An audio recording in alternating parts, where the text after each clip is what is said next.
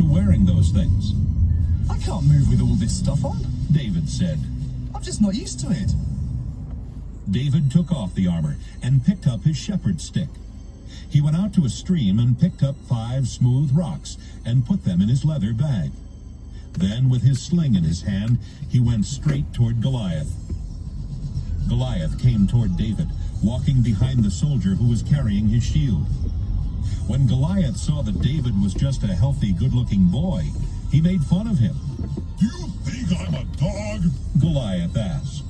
Is that why you've come after me with a stick?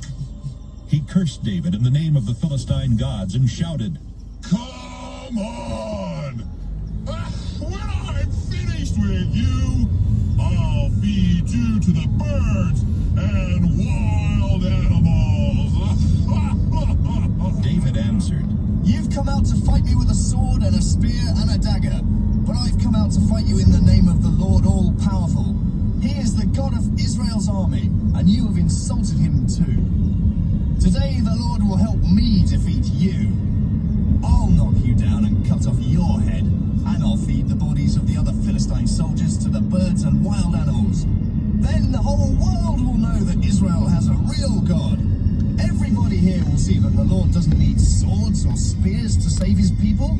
The Lord always wins his battles, and he will help us defeat you.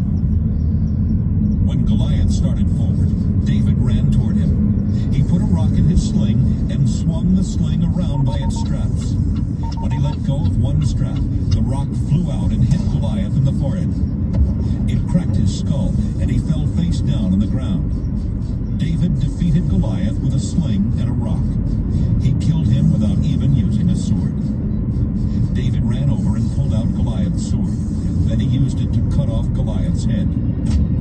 When the Philistines saw what had happened to their hero, they started running away. But the soldiers of Israel and Judah let out a battle cry and went after them as far as Gath and Ekron.